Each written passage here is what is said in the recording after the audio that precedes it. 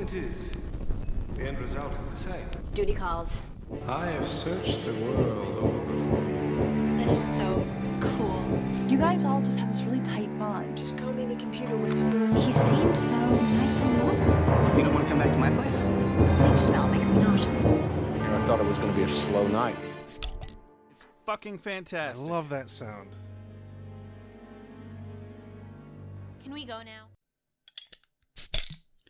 That's the one. Oh, that's so satisfying. Haven't popped a Guinness in ages. Yeah. Oh, it's going to be good.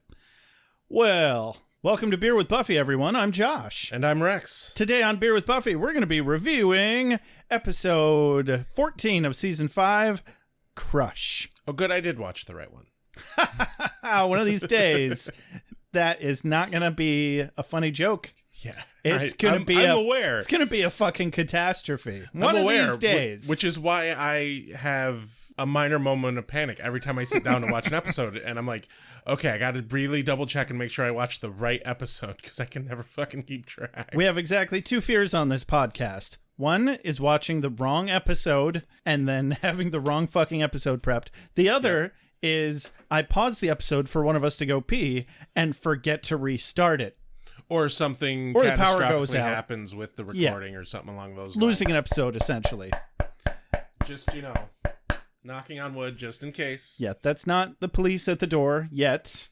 That's Rex being superstitious for me on my behalf. Because he's not superstitious. I'm not. And frankly, I stopped knocking on wood a while ago. What's even the point? Hasn't worked for me so far. Well, there's not likely any spirits in the wood around these parts. Yeah, the wood's pretty dead. Yeah. Oh, yeah. Fuck a doodle-doo, Rex. Oh, right. Patreon supporters. Figuratively and literally. We gotta thank them doodle-doos for being so damn fuckable. Yes. Our list of executive doodle-doos, the people who make this show possible, are D. Scharinghausen. I really want to know if I'm pronouncing that right, honestly. Probably not. I think it's funny. I know I'm probably not, but Mr. Tabalicious, Sandra Craig, Jay Sommer, Christina, Catherine Parkinson, Karen Moon, Chris V-Man, Pat Likes Turtles, Scarlett Choi, Janella Lindauer, Cat Naming Service Heaps, Andy Burgess, K. Fronome, Father Fenestrado, Methuen DeBurr, Kelly MC, Jesse Rain, and Carrie Phillips. Thank you so much. Without you, the show literally isn't possible. All right, well, two things. We have a new iTunes review. Yes. Because people are getting the fucking message, and it's glorious. And also, we have a voicemail. Which one do we want to do first? Roll the dice. What do we have, Vanna? Rex? We're going to do iTunes review first. Vanna Rex? Vanna Rex. Vanna Rex. So our newest iTunes review is from Monique425, entitled The Best Buffy Podcast. I like it when people call us that. Yeah, which is the greatest ongoing theme in all of our reviews. Yes. I love it. Keep it up, please. They say, this is by far the best Buffy podcast I have heard. Like they always said, it's highly inappropriate, and that makes it really funny. Simple and to the point. There it is. Yeah, I like it. Thank you, Monique425. Yes, thank you so much. Maybe next time you will win the hoodie. Yes. But for now, that hoodie is off the table. It is. Clubby the Seal has claimed it. Yep, we are getting that order set up. And it's gone. So sorry, everybody else that did actually win but didn't claim it. You missed out. I was about to say something really shitty. I was about to say, sorry, everybody else. You missed out. Like it's their fault that they lost the drawing. It's like, obviously. Okay, I'm an asshole. So we're moving on. Moving on. Voicemail. Yeah. Here, everybody. Listen to this voicemail that is not the Crystal River Sam omnibus, but it is, in fact, a new person that we've never heard from before. Beep. Hi, Rex. Hi, Josh. This is Dave calling. I just wanted to thank you guys for doing your show. Of the 5 Buffy podcasts I currently listen to, you guys are my favorite. And I just wanted to offer a comment about the whole Dawn situation. And I feel like everyone who watches the show and the people who wrote the show made this way too complicated. that if you, they just, in my mind, basically the monks did the same thing that happened in The Wish, where they basically just made a new, basically backdated Dawn into Buffy's life, like same way that Cordelia wished that Buffy never existed, and once Dawn appeared, we're currently watching the reality where Dawn has always existed. Like, she didn't just get created. I feel like everyone, including the show, is incorrect. I know it's a bit arrogant of me to say that, but I just wanted to put it out there. Thank you for doing your show. Cool. Thanks. Hey. What was his name? Dave? Dave, yeah. Dave. Thanks for calling the show. Nice to hear from you, Dave. Woot woot. Yeah. You're listening to 5 Buffy podcasts? I don't think I could manage 5 Buffy podcasts. I know. I wouldn't know where to put them. Hey-o. I think I could figure out what to do with 5 Buffy podcasts. I was having a real hard time not making a slut-shaming joke, so I decided to lean into it in the other direction. Giggity! All directions. Yeah! Dave, I actually really like your idea of it being an alternate reality. I'm a big fan of alternate reality storylines anyway. I think I don't want to knock your point, but they do establish it quite reasonably that it's not an alternate reality. But they really could have just chosen to do an alternate reality. It seems like a whole lot less work. Yeah. It's just they Rick and Morty'd that shit.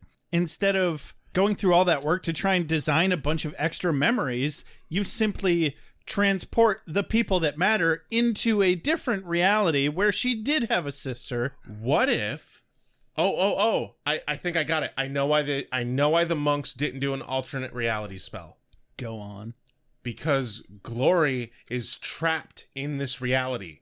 Glory cannot be moved. Therefore, probably the key can't be moved from this reality either. Uh-oh. Sorry, Dave. I didn't want to contradict you, but Rex just found a canonical reason to contradict you, and I might have to jump on boat with him with there. Yeah, sorry, Dave. Oops. I think that it makes a bit too much sense that both Glory and the key are trapped in the reality that they're in. But we could always have an ongoing feud, so let us know how you retort to that. Yeah. I'd be interested to hear. So no, I don't think you're arrogant. Actually, no. Okay, yes, you're a little arrogant, but I'm friends with Rex, so clearly that doesn't bother me as much as it should. And I'm still not 100% convinced. I'm very easily swayable. I'm like a dog with 2 people calling me from either side, and I'm like, you have food, but you pet me real good. I don't know. That just reminded me. Have you happened to see last week's Tonight YouTube episode that he released of ranting about Air Bud? No. Which that's how that movie ends, by the way. I don't know if you recall. No, I don't recall. In a court case to see who owns the dog, the previous owner and the kid have to call the dog from the center. Really? Yeah, that's how. Didn't they do that in an episode of Full House too? Probably, yeah. Oh my, that's like the worst sitcom trope that ever happened. One of. It's up there. It is up there. I mean, there's probably a massive list of terrible sitcom tropes, and that one's on it. Oh, I'm sure. But yeah, hey, thanks for calling in, Dave. Do it again sometime. Thank you very much. And on to our regularly scheduled program, the Mom Synopsis. Joshua! What are you doing, Joshua? Not that it's any of your business, Mom. But I'm working out a plan to propose to the woman I love. Oh, that's wonderful, Joshua. When did you get back together with your little girlfriend? Huh? Oh, no, we're not back together. It's someone else. Oh, I didn't know you were seeing someone else, Joshua. Yeah, neither does she. That's so exciting. I'd love to meet her, Joshua. Me too. Okay, that's twice now, Joshua. You're scaring me. You know what? I could really use a woman's perspective here, Mom. Oh, okay. Wow, I never thought I'd get to help my son plan his engagement. This is a dream come true, Joshua. So how did Dad propose to you? Did he tie you up in the same room as his ex-girlfriend and promise to murder her for you? Oh my God! I never told you that story, Joshua.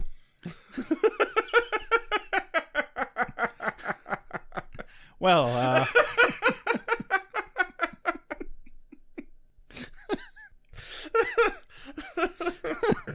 well, I guess the apple doesn't fall far from the tree, huh? You must have gotten your romanticism from your father, Joshua. Here, don't forget to take some fake handcuffs with you. Fake? Oh yeah, fake. Hey, can I borrow your bloodletting tools? You know, the ones you got from Grandma? Oh, of course, honey. They've just been collecting dust since last month. Thanks, Mom. Oh, I just can't wait to eat my own grandchildren. Okay. I know you're excited, Mom. But first, I'm going to watch an episode of Buffy the Vampire Slayer. I could use the inspiration.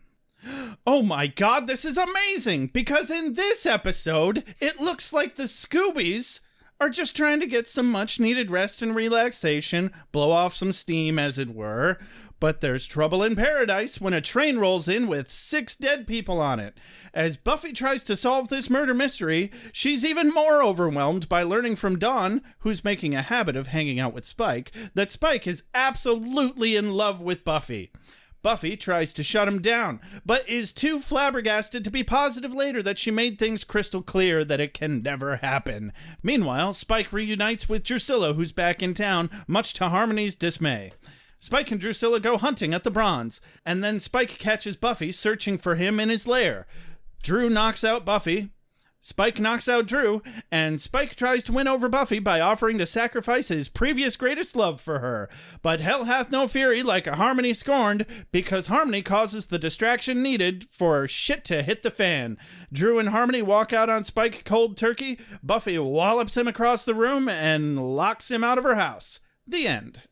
Ladies, gentlemen, spiny-headed looking creatures. Soon as the sun goes down, soon as the sun goes down, vampire. Competition is a beautiful thing. Moves here. And so we open on today's episode at the Bronze. Damn right we do. The new and improved and fully remodeled and repaired Bronze. Goddamn right. Now with way too many lights. I didn't notice. It is way, like, this set is way brighter than the previous set. Yeah, you want places like that to be more moody. Like, and I guess that, you know, that's what they were probably going for with the original set design, but with the redesign, it's way too bright. If you get a chance to rewatch the episode and just... I won't, but I'll misguidedly take your word for it. Okay. Glad we had this chat. So yeah, Spike is dressed up like a fucking yuppie and trying... Not quite. Maybe but... not super... He's not super yuppie. Like, he's not wearing a fucking polo or a suit he's a business student. But he's dressed more like Xander, really. He's dressed like a California normie. Right. Well, he's dressed like Xander, but not as cartoonishly. Yeah. Like, Xander is the cartoonish version of his style, but he is dressed in kind of a Xander-esque style that's darker and toned down. But his clothes fit, and that's really the thing that sets him apart from Xander, because Xander's clothes are just a bit too big on him. Yeah, and they're not clown-colored. Yeah. So he's wearing this brown leather jacket that honestly seems kind of cheap, and just a normal, like, Oxford shirt, button down, collared shirt underneath that's unbuttoned because he's got a t-shirt under it, which is pretty much how I dress. Yeah. All day, every day. I just don't... I need a better selection of shirts. And, oh my God, the khakis kind of got me, though. I was like... I didn't even notice. I was like, the really? khakis. You're wearing khakis, Spike? Spikety, spikety, spikety, spikety, spike. Yeah, so the rest of the Scoobies are dancing, and Buffy is sitting there alone, and Spike comes up and sits down and just starts chatting away like they're old friends. Trying to make conversation about the troll damage raising prices, and how they took the flowering onion off the menu. I just might find a new place to go. And, like, you know, it's a decent attempt. It was. You know, he had me going for a minute. Yeah. I was like, wow, he really is just being a down-to-earth, nice guy. Honestly. He's a real nice feller. The kind of feller you can take home to Mom and Dad. Honestly, the biggest problem here... The kind of feller who'd mow your lawn and only ask for $4. Honestly, the kind of feller who'd eat your vagina. Damn it. And not even ask for a favor in return. Are you done? Not even remotely. Anyway, the problem here isn't his attempt at having conversation. It's that when Buffy is like, what the fuck are you doing? His response isn't, well, I saw you sitting alone. I have no fucking friends. So, you know, thought maybe I'd say hi and chat. Should I go talk to Xander? Would you like that? I'd like that. That'd be fun, actually. He's done that before. Yeah. Why not do it again? Oh, right, because last time a fucking troll showed up and trashed the place. Yeah. Can't have that. No. That was clearly Xander's fault for talking relatively kindly to Spike. Yes, totally Xander's fault. Which he doesn't do anymore. In fact, I think it's funny, the juxtaposition here of how Spike is trying way too hard to be nice. Sorry, I was channeling Ed the horse. You do that from time to time. Mr. Ed. You do that from time to time. Way too hard, Wilbur. I don't even want to know. Let's move on from that comment. Mr. Ed, the guy that owns him, is named Wilbur. I'm aware. Oh, okay. But I don't want to know what Wilbur's doing too hard, so... Don't kink shame me. Some people like their horse porn. And you know what? That is fine with some people, for them. I'm not Some interested. people like their talking horse porn.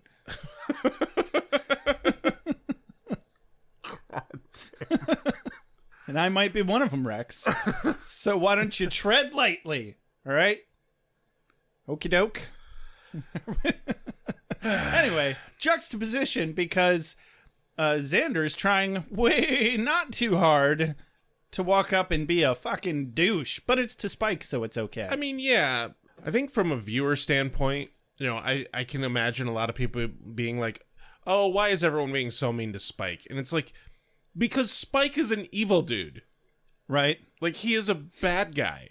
We're not supposed to be nice to him. Because these people are smart, and they're not falling into a sense of false security just because he started being kind of a cool guy to them. They remember what he fucking did. Yeah. And they're not idiots. I applaud that. But no, Buffy puts Spike right back on the shelf that he keeps trying to wander off from. You know, the one with the label on it that says, use when in need, caution evil. Yes.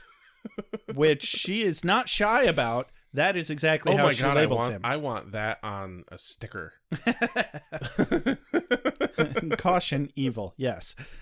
But yeah, nothing is a bigger red flag to me than when someone verbally tries to argue to you that you essentially owe them friendship because they did you a favor. Like, this time isn't as bad as others, but it's something Spike consistently does, and it just screams manipulation in the worst way to me. I have legitimately had somebody get mad at me because I did not want to be their friend. Oh, yeah. And, like, they had gone out of their way to try and, like, be all nicey nice and friendly with me and everything. And it was, like... treated you like a fucking vending machine, didn't he? Yep. That's exactly what Spike's doing here. I had somebody do that to me while I was running a cash register at a video store. And I was working alone. This motherfucker comes in. He wants something, I forget what, that wanted it for free. And then he does this little get to know me act for like literally 30 seconds. Like, so you go to school around here? What's your name? What kind of stuff do you do? Hey, now that we're friends, can you give me that thing I wanted earlier? I was like, no, you fucking sociopath. I wasn't being nice back to you because I wanted to. It was because I'm getting paid to. See, I think this is a really good kind of representation of the closest that us men get to experience the whole fucking nice guy thing is the times when some random dude comes up to us in a bar, invading our space and trying to, like, interject into our conversation, and then when we get like, hey, dude, leave us alone, they're just like, I'm just trying to be polite. You've been so disrespectful. And like, I think that's the closest that cis white men are ever going to have to deal with, and women deal with it on a daily fucking basis. Exactly. It's fucking, I can't even imagine. I couldn't imagine dealing with it more than what we already do. Yeah. Like oh my God. I've on way too many occasions when we were at the bar, like nearly got into it with people just because they fucking do that. But yeah, anyway, Xander comes walking up and tells Evil Dead to get out of his seat. Then Spike leaves in a huff. Yeah. Spills his beer. I don't know. It's actually, he seems surprisingly emotional about this. Yeah. I by the way, hypothesized that the spilling of the beer was purely accidental. Like James Marsters accidentally did that. That's what it looked like to me, but they kept it. It played so well, and everyone went with it so well. It was perfect. Worked. Yeah, that is absolutely what it looked like. And Anya's like, Xander, I think you hurt his feelings. Yeah. Anya of all people, right? But she's learning. She's starting to pick up on those kinds of cues. And then Xander's response is kind of one of my quotes of the day. Kind of, yeah. He says, and you should never hurt the feelings of a brutal killer. He said sarcastically. You know, that's actually some pretty good advice. And it is. It kind of is. Like, but, oh, wait, I shouldn't be sarcastic about that. Yeah, I probably shouldn't do that. It's very much like, Xander, don't taunt the fear demon. Why? Is it dangerous? No, it's just tacky. Oh, beautiful. But Xander is super proud of having enough money to buy people drinks, and then notices that Spike stole his change. He specifically says that he's Payday Man. And let me tell you, that is a great superhero. Right? I love it when I have the superpower of Payday Man. Let me buy you all drinks, for I am Payday Man. It was so fucking cheesy. I like being Payday Man, though. I know you do. It's been a long time. It's been a long time since I felt that way. Getting from there to here. So Willow and Tara, at Buffy's prompting, argue over Willow doing any more teleportation spells because she's still having headaches and nosebleeds. Yeah. That's a problem. Don't do that. You're not 11 from Stranger Things, okay? Well, she kind of is a little bit, except, without the government testing childhood. And full head of hair. Right. Oh, Willow has a full head of hair. Yes. Right. Yeah. Well, I mean, they just shaved her hair. Anyway, so they all collectively decide to stop talking about Glory just for one fucking evening. Yes. And then Buffy spots Ben across the room. Speaking of Glory, I'd have to say, there's Ben. This is one of those times where this type of humor actually pays off, I think, because, like, Tara's like, oh, okay, we'll not discuss she who should not be named, and we'll call her. And then Buffy's like, Ben! And Tara's like, okay. And it's like, it is. Right? That's clever. Yeah, it's a good joke. I'm sorry to admit that I didn't get that. It's very clever. That's twice now that you've picked out some rather clever jokes that I'm just missing. So, are you broken? Yeah, don't get me started. Do we need to like put some duct tape on you? And work? Chicken wire. And chicken wire. That explains it. You're very broken then. If you need I also just need somebody to pull my string. Well, I can't help you there. I'm not sure. You want to see what's on the other end of it, though? I really don't. Can you just imagine somebody came up to you, string sticking out of their pants. Excuse me, can you do me a favor? I need you to start my lawnmower.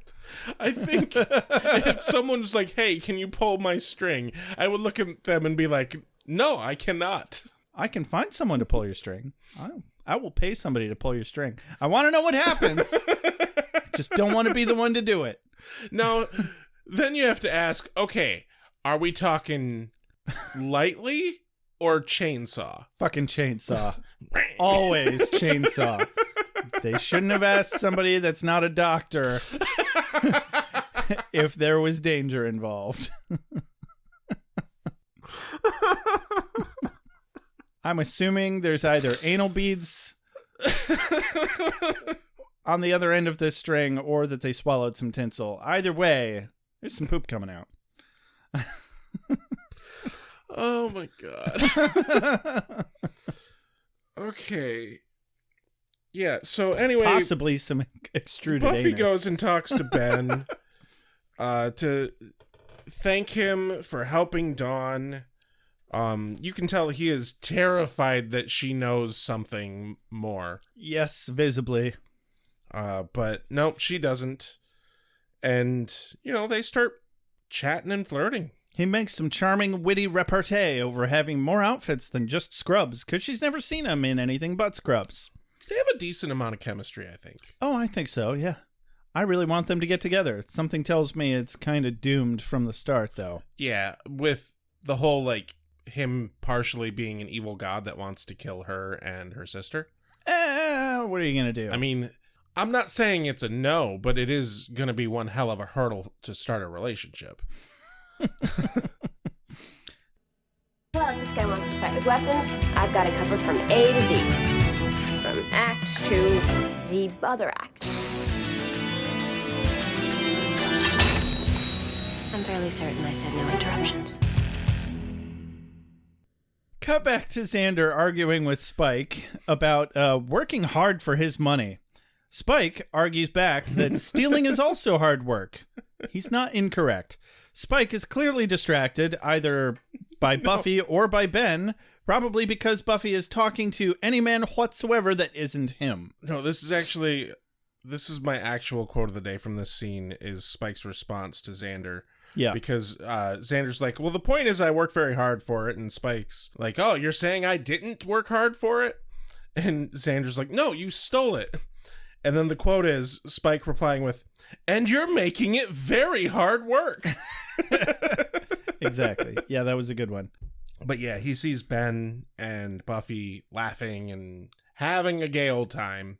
And his banter session with Xander kind of trails off at that point, as Xander's making some pathetic, boring threats to this neutered killing machine psychopath, which, okay, I guess I can't be too upset about it. No. How dare you be a douche to Spike? Oh, because he's a murderer. Yeah. He's done a murder or two. Kind of deserves it. What did he say at the end of that conversation? I'm trying to remember. Spike's last line? Yeah. Is, yeah, like you could ever hurt me. As he's looking over and seeing Buffy being all happy with someone who is not him. I think what's funny is this displays exactly how second nature his retorts are. Right? Because he's not even there. He's not even there for this argument. Because you can just tell that's what he would have said otherwise. Yeah, like you could hurt me, except he just trails off. Oh, yeah, like you could hurt me. Because just completely blank face. And then we cut away to the train station. Yeah, so there's a train station, specifically the Sunnydale train station. And there's nobody getting off of this train. No. And there's a very eerie silence. Dun, dun, dun. So Mr. Train Guy, which is, literally just some guy. He's a porter. Dressed as a train. That job would... He's not dressed as a train. He looks like a train to me. He's a porter. Yeah. Or like he wants a train run on him. Huh? No, he's a porter. He pulls baggage off the train. All aboard! He's a porter. Yeah. Anyway, he gets on the train to see that everyone is dead. I'd port that porter. Oh, right. People are dead on the train. Everyone is dead. Everyone's dead. Everyone. And bloody. And he's intrigued. I don't think the word is intrigued. Oh, well, we especially can agree to disagree. Especially as he sees what killed them, and he runs away, but then gets dragged back into the train, and he too is murdered. Allegedly. Well, presumably. Presumably. Yeah, I think he's the killer. No, we learn who the killer is later, and it is not him. One way or another, there have been multiple murder-death kills. Yes. Opening sequence. We have music for that. I paid $30 for it. Maybe I'll just start shoehorning it in to the episode. I think it's worth it. Why not?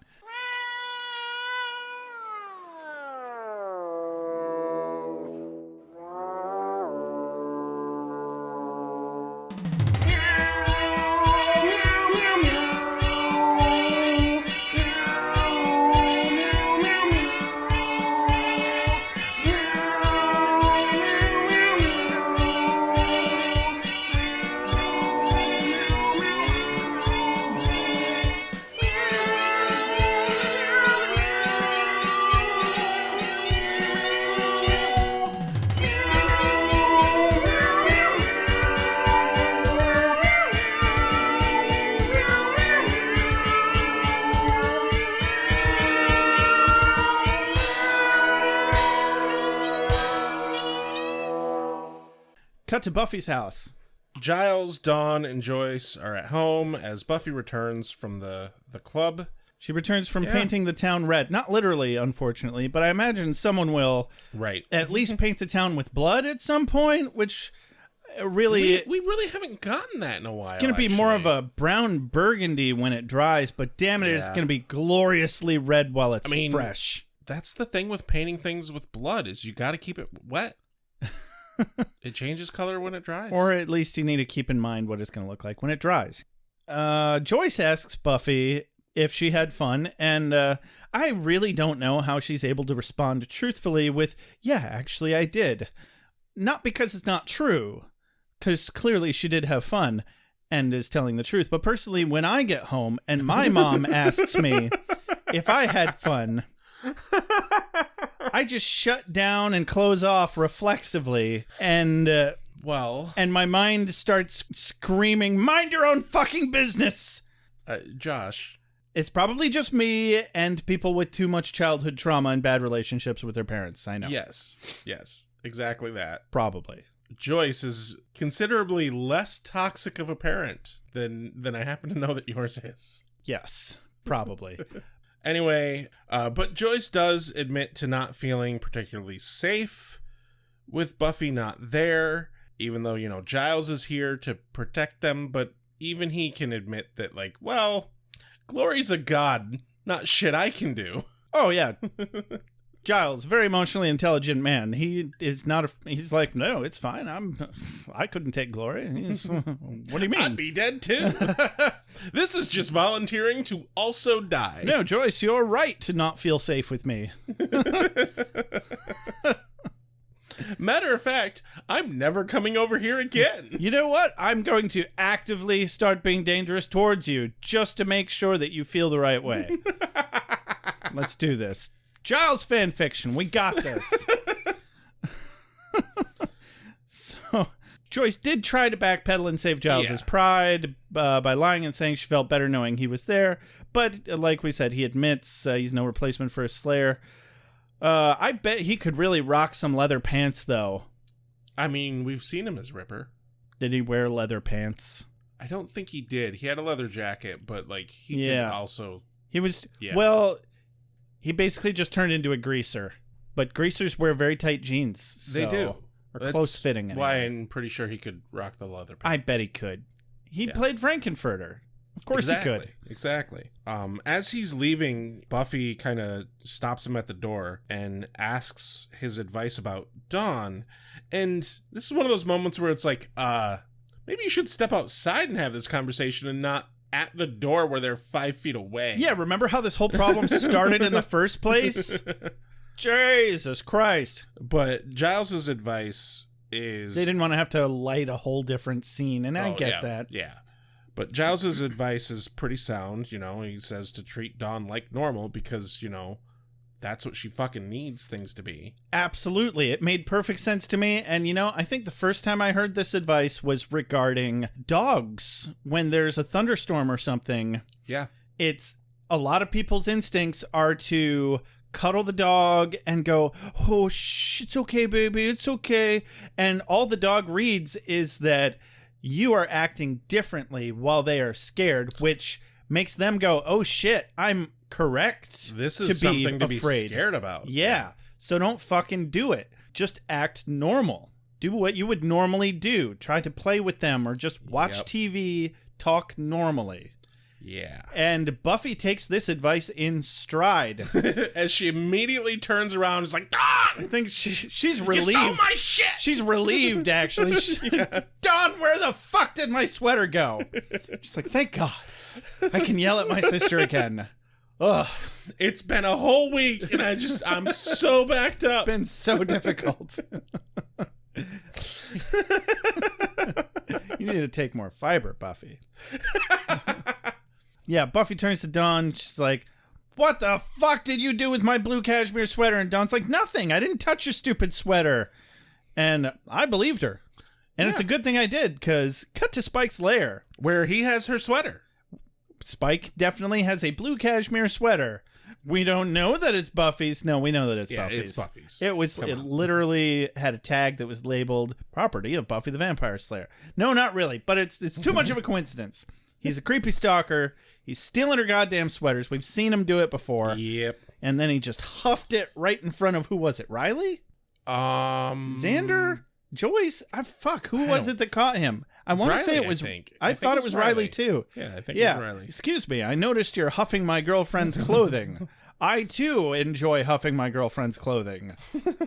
Let's drink a beer about it. Can't imagine why they're not together anymore. So, yeah, Spike's being a goddamn creeper of top tier variety these days. Yeah. Not in a cool way like he used to be. No. It's really just getting creepy. And I think the lesson to learn here is that it never was cool. Right. Yeah, for all you Spike worshippers out there, like us, stop it. I love Spike as a character. Like, I think he's an exceptionally well-written, well-acted character. But right. He is a bad guy. Yeah. And you are not supposed to romanticize him. Exactly. And like, we're not supposed to like Jafar either. Exactly. From Aladdin, just in case nobody got that reference. I'm sure you all did. But obviously, the show would suck without him. What I particularly find interesting, the guy who wrote this episode, and I forget his name now, but the guy who wrote this episode... Yeah, fuck you, guy who wrote this episode. It's David something. But he, in the notes on the wiki, it stated that he had said in interviews that he wrote this episode because he wanted to take the Buffy Spike story arc to the next step, but also he wanted to do it in a way where it's like, hey, stop fucking shipping these two. Right. This isn't good. Yeah. This isn't okay. Yeah. Well, I think he did his job well then. Yes. This episode definitely does that. Yeah. Let us continue telling you why. Once upon a time, there was a kitty. She was very little, and she was all alone, and nobody wanted her. Did the kitty get chosen by some nice people? Well, now you ruined the ending.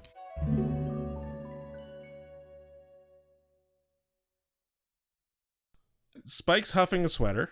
And Harmony pops in all horny, wanting Spike to come to bed, but alas, he's not in the mood. Nope. She suggests they play a game. This quickly devolves into role-playing, and Harmony is suddenly wearing Buffy's blue cashmere sweater. Yeah. Walking around a steak. Very poorly pretending to be Buffy.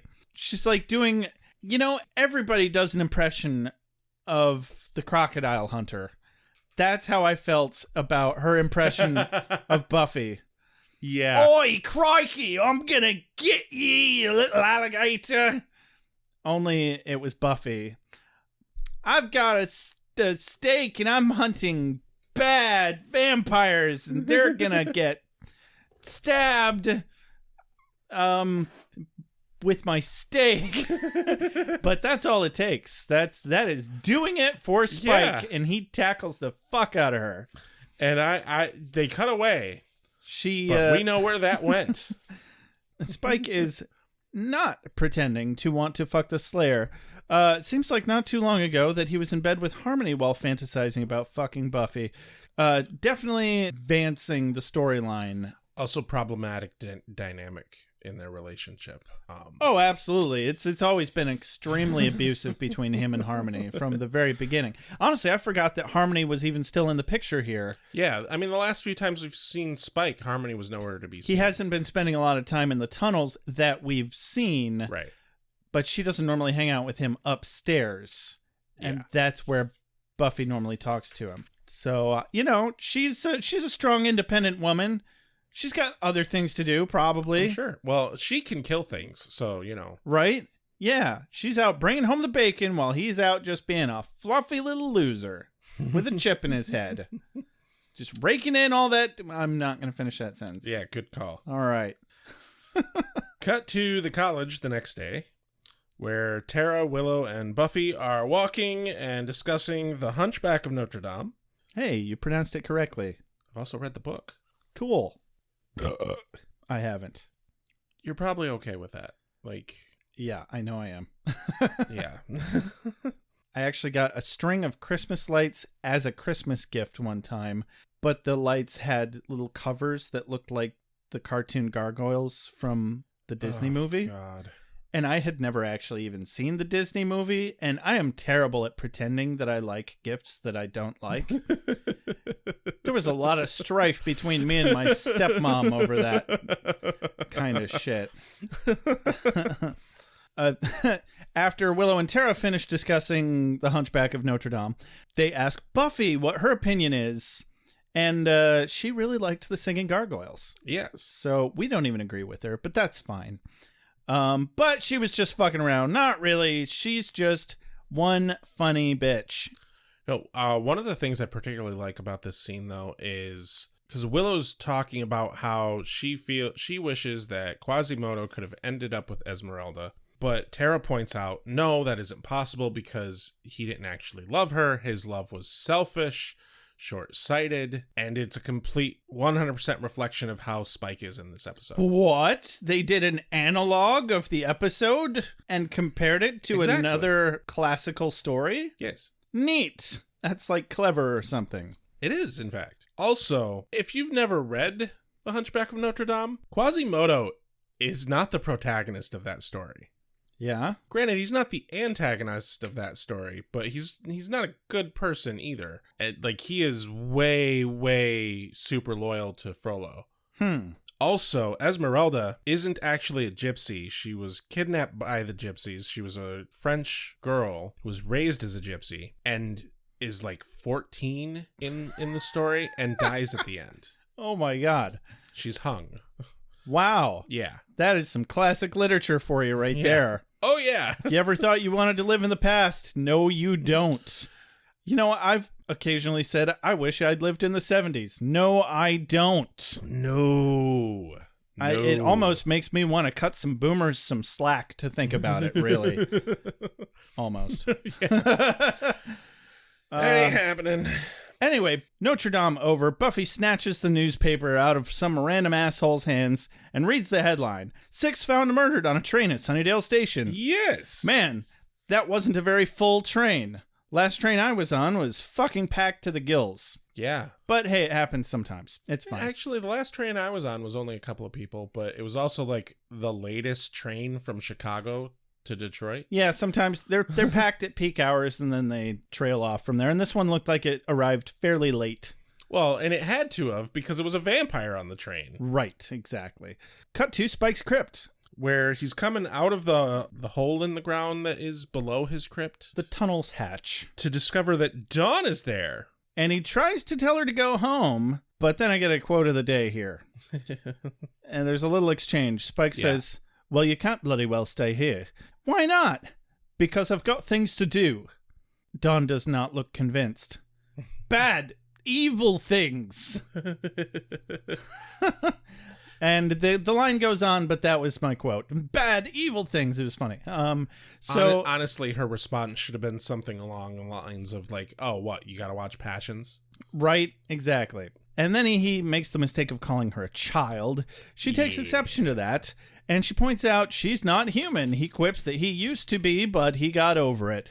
Doesn't really matter how you started out. And Dawn really appreciates how he talks to her compared to everyone else. Yeah. He says, well, they're just trying to keep you safe. She says, you make me feel safe. And Spike chokes on his fucking cigarette. He's like, take it back. I'm a bad guy. I'm very, very bad. Like, well, yeah, he is. I really enjoy the fucking play here because, like, he's constantly, like, offended when people aren't, like, afraid of him because he's not he's not dangerous. Right. But he's also, like, constantly trying to, like, prove that he's a good guy to Buffy. Right? Yeah. It's the entire plot of the Addams Family with him until it's him trying to get with Buffy. It's been a while since I've seen the Addams Family. Well, the whole shtick is that bad is good.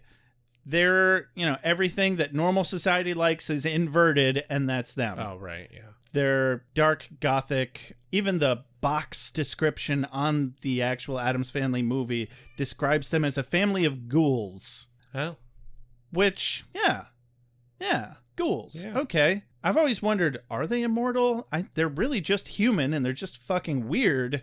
I think that's it. They're just human and weird. But then they've got a lot of cartoonishly superhuman qualities about them that don't make any sense. But the whole thing's always been a very cartoonish plot. Yeah. Anyway, it's very Addams Family. Even kind of new Sabrina the Teenage Witch, where they're like, praise Satan, and they literally inverted the words heaven and hell. They literally say, what the heaven?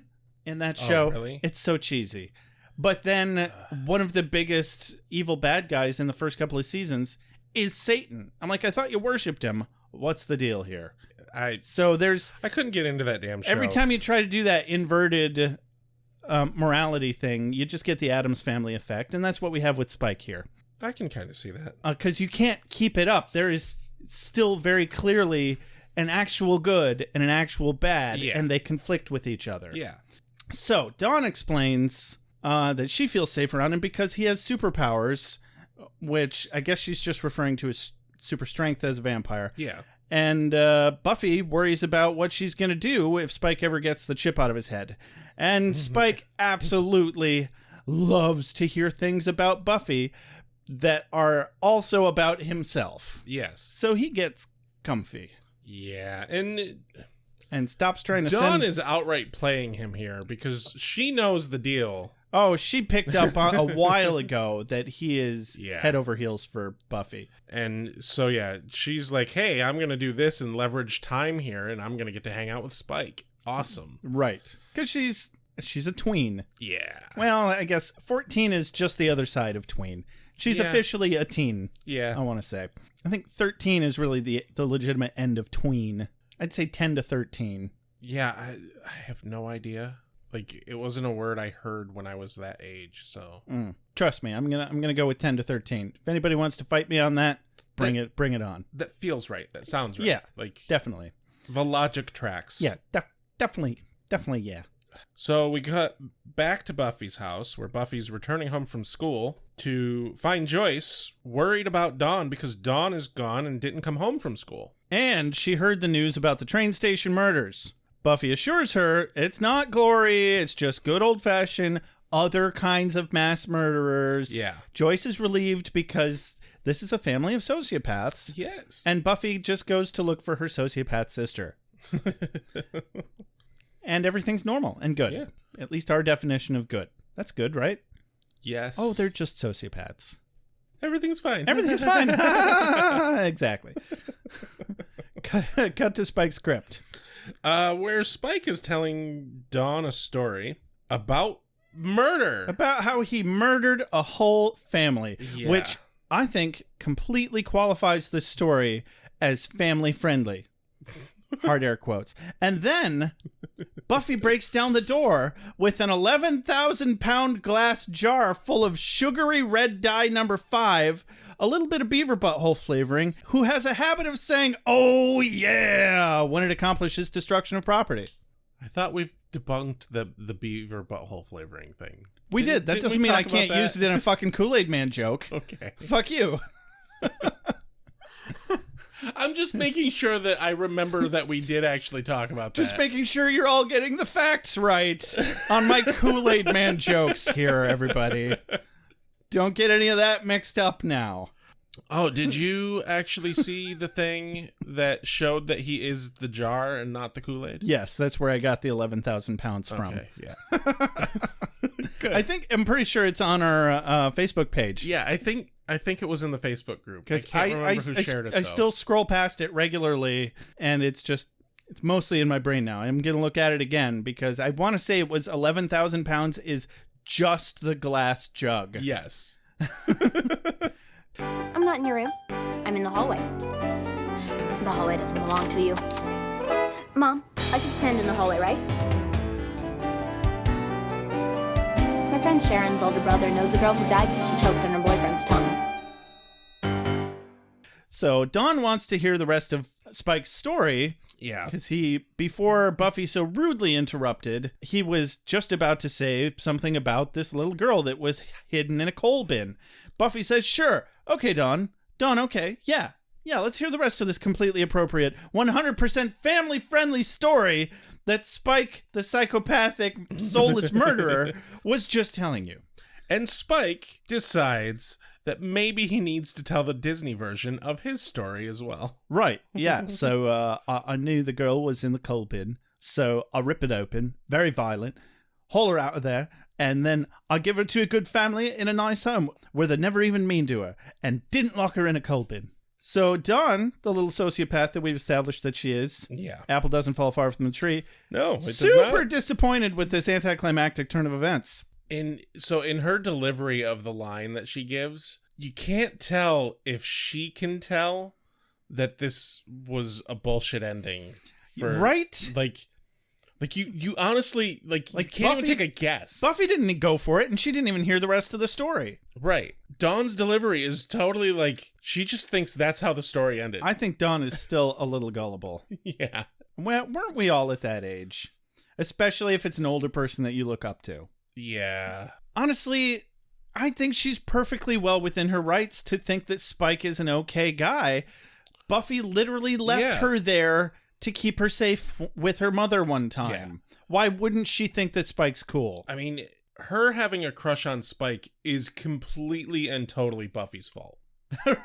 I mean... No, it is completely and totally Buffy's fault in that Buffy's actions towards Spike over the time frame that he's had that chip in his head has completely shown to her, to Dawn, that this person is just someone who can't hurt you and is safe to be around. But then when she reacts like this, because while he cannot physically hurt Dawn, he's not safe to be around. Yeah. The problem is actions speak louder than words. Yeah. And while she constantly says that she hates Spike and constantly puts him down, she's still running to him every time she needs help. Yeah. And support of some kind. And a good example is how she fucking came here to Spike because she needed to find Dawn. Exactly. She runs in saying, Spike, I need your help. Yeah.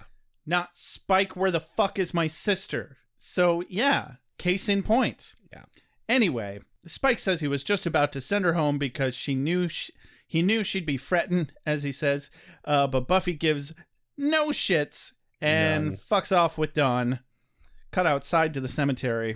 Yep, where Buffy is, of course, lecturing Dawn about he is a bad, bad man, and you should not be hanging out with him. The whole conversation just goes to Dawn being like, actually, I think Spike's pretty awesome, and I kind of like him. She twirls her hair a little as she says, I don't think Spike's icky, and I was like, uh-oh. Uh-oh. And, of course, Buffy is like, what? Immediately, though, Dawn calls Buffy out on having had a vampire boyfriend, citing that, he had a soul, Spike has a chip, tomato potato.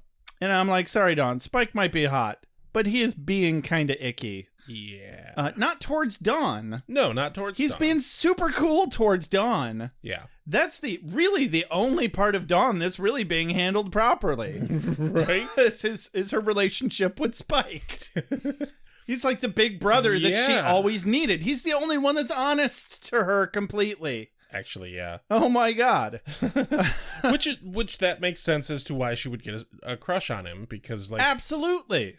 He has he is forward and honest with her because he has literally no reason to play her. Yeah. He can't get anything by playing her. So therefore, there's no reason to. And she's a little firecracker. And he fucking loves that kind of interaction. He finds her amusing and entertaining. He does. And Dawn, back to her argument with Buffy, says, she rather deftly argues that even if she did have a crush on Spike, he'd never notice because he's so in love with Buffy.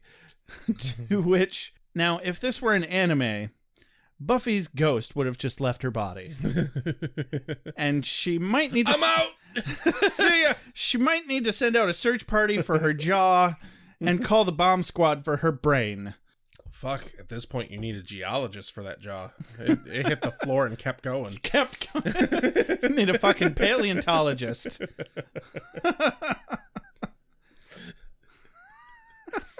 Or a travel agent. Just go to China. Why did we find this in the Triassic period? In a layer of sediment. Anyway. Yeah, bomb squad for her brain, though. I thought that was pretty clever. Yeah, that's good. Because her brain exploded. Blew her mind. Got it. Yeah, there it is. Yeah. I'm funny. I'm a funny guy. Here's a little bit of liquid dribbling out of her ear because her mind's blown. Oh, yeah. It's blood. Yeah. The liquid is blood. Yeah. Okay. The hammer is my penis. Exactly. All right. Cut to the train station. Yeah. The next day, Buffy and Xander are looking for clues. I just want to note real quick here. This is too much whiskey. And I'm going to drink it anyway. Because I didn't think that Reed's ginger beer could really make Jameson that much better. But it does. Because it's quality fucking ginger beer, you guys. By the way, that's what we're drinking here today on Beer with Buffy. Some Jameson Schwiske and some zero sugar, all natural craft ginger beer by Reed's. And Guinness. And Guinness. Like you've never heard of Guinness. So anyway, we're at a train station. Buffy and Xander are looking for clues. And Buffy tells Xander about Spike being in love with her, to which... He laughs. To which, not Xander, but Nicholas Brendan does quite possibly the worst fake laugh I've ever seen anyone do. It is awful. On this show. His mouth looks like the fucking Joker without makeup as he's doing this laugh. It's fucking creepy. Which is weird because I'm not sure if he's just starting to show his age in this episode or recently in general. But it's funny because I was just starting to think to myself, Nicholas Brendan's still looking pretty good in this episode. I thought he was starting to pack on the pounds and starting to show his age a little bit. And then I completely took it back when he does this awful fake laugh. I'm not trying to body shame or anything here. Anyway, enough trashing Nicholas Brendan's bad laugh here and talking for any amount of time about what he looks like. Whatever. Yeah. We all age. What are you going to do? So Buffy, of course, is not amused by Xander being amused. So she flops down. This is like one of the funniest parts of the episode. It is. If you ask me. It so is. She flops down on one of the dead body outlines in the seat. In the proper outline. Like yes. She just flops down. She's laying exactly like the corpse. She's sitting in the same position that the corpse was sitting. It was there as they outlined it with tape. And I would love to know if this was something that was like specifically directed to her to do, or if this was like something that just popped up while they were doing the scene. It could go either way. It totally would like make sense as to it being either way, and I really just would love to know. Personally, I would never sit in the dead body spot. Not because I'm afraid of like blood or the creepiness of it in general, but because there's probably like pee in the seat. That's a valid point. Because the body loses all that. We all know why. Everybody, your body evacuates when you die. The first thing I saw, or the first thing I noted when they got onto this train is I'm like, this doesn't look like there were dead bodies here at all. No. This is way too clean. Way too clean. Also, would they really just leave the train car there at the station? Probably not. No. Probably not. There's a train yard around there somewhere. They'd get it off of the main track. There's other trains that need to come through, Yeah. It's like it's like seeing a car that's been in an accident still sitting in the lane. They don't do that. Right. The first thing they do is get it the fuck out of the way. Yeah. There's business to be had here, people. We live in a capitalistic society. Exactly. Fuck your notions. People dead. Get the fuck out of the way. It happens. They're not off to where they make money as dead people, which isn't here. So yeah, there's a little bit of a conversation back and forth here between Xander and Buffy about it. She's 100% creeped out by the Spike situation. Xander reassures her it's just a fevered daydream that's never going to happen, so why worry about it? And Xander asks, how does she even know this information? Buffy tells him about Dawn hanging out with Spike. And then Xander gets fucking creepy. Yeah, a little bit.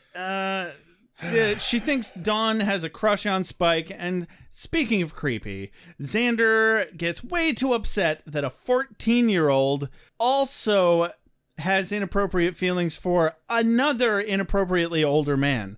I mean, okay, Xander he's such an insecure little turd fucker. Yeah. But honestly, I don't get the same sense of ludicrously inappropriateness vibes that I did from last episode. No, that is true. The scene when he was talking to Giles in the alley was way fucking creepy. That was more like locker room talk, like, hey, Yeah. I got this 14-year-old on the line. Yeah. This is just like, oh, she doesn't like me anymore? Oh. Yeah, because, I mean, the last thing he says is, what, I'm not cool anymore? Mm-hmm. And so, like, that makes a certain amount of sense, and I can kind of get behind that, but, like, But still, he should really be more like, the appropriate response is, oh, she's growing up. You know, I liked the attention, but obviously it wasn't fully appropriate. It wasn't fully appropriate, and that was, yeah. You know, she's going to find a guy that's her age, and she's going to be real happy. You should be concerned about her happiness, Exactly. not his own ego. It's almost like he's a self-centered fuck. Yeah. Makes sense that he's friends with the family of sociopaths. Yep. And so they leave, and then there's a creepy doll.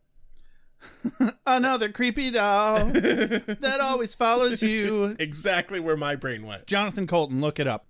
There's a great deal of myth about Dracula.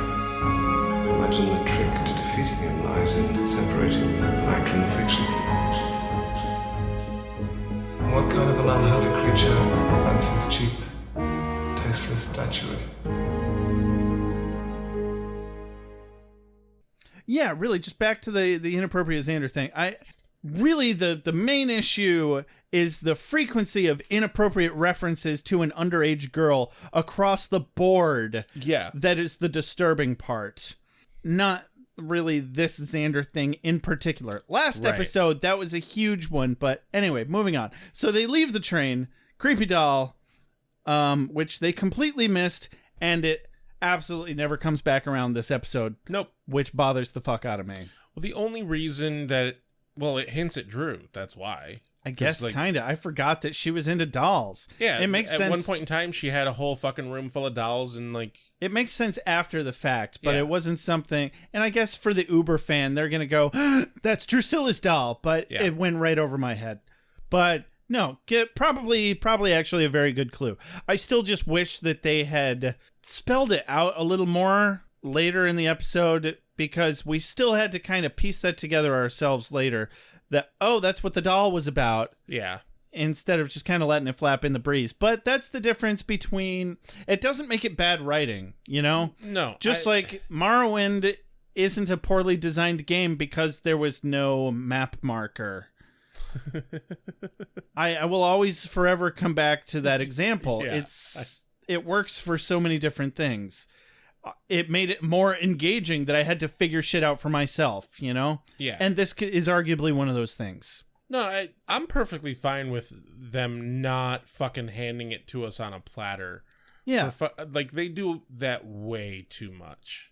They do that just a bit too much. They wouldn't even necessarily need to hand it to us on a platter. Just have Drew holding a doll similar to that one at some point in the episode. Yeah. To give us a little reminder that Drew's into dolls. That's it. That's all I'm asking for.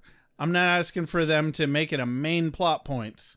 Anyway, moving along. So from there, we go back to Buffy's place, where Buffy is walking from the rest of the house into the kitchen, where she finds Joyce telling a story to Dawn and Spike. He's just made himself way at home. Boy, howdy he has. Buffy immediately goes into, oh, fuck this mode. Yeah. Spike claims to have just come by to apologize about yesterday with Dawn, and also, I need to have a chat with your eldest. I'm like, okay, Dad. Fuck you. Right. Nobody says, fuck you. Oh my God. Cut to the hallway. Yes. Where Spike's having a chat. Looks like the kind of guy you can bring home to Mom and Dad. kind of guy you'd like to, that you'd trust to leave alone with your eldest, you know? Or your youngest, whichever. I trust him more with the youngest, frankly. I mean, he's less creepy with that one. Buffy immediately gets weird now knowing that Spike is into her. Yeah. I think it's kind of ludicrous, but perfectly in character that she didn't pick up on it before. She's had a lot on her plate. She has. Between Riley's bullshit, her mom's illness, and finding out her sister is some fucking mythical object. You know, a god is trying to kill her. That's true. That's true. Very full plate. But think back to the episode and help me out for a second here. Think back to the episode where she tells him that he's beneath her. Okay. Can you remind me real quick why she was prompted to say that? Wasn't he trying to hook up with her then too? I don't remember. Haven't we kind of sort of been through this already? Doesn't she kind of already have a pretty blunt-faced admission that he's into her? I'm not sure. How is she so oblivious? Because I remember the line and I remember the visual aspect of the scene, but I don't remember the lead-in. Because it confuses me on twofold here. How is she so oblivious to his feelings towards her? And how is he still thinking that he has a chance after being shut down so hard? Yeah. He literally cried. So these are just character things that I've noticed that my memory's not that great. And these are kind of just legitimate questions. I notice a lot of times people confuse what I'm saying. They think that I'm pontificating when I'm directly asking legitimate questions. I can understand that. Anyway, I don't remember. That'd be a great thing to call in about or post on our Facebook page about. And one of us may or may not remember. More likely me. Or give us a voicemail on that. 269-743-0783. Fun fact, I can only remember that number while we're recording. That is hilarious. I tried to remember it the other day, and I was like, I can't think of the fucking Buffy number. Weird. That is interesting. But I one time also accidentally gave it to a coworker on the phone instead of my actual number. And then I was like, wait, that's the wrong number. Don't call that number. Please don't call that number.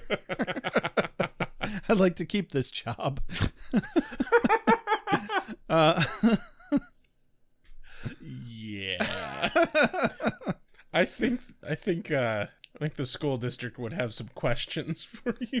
Other job. Oh, yeah, that's even okay. worse.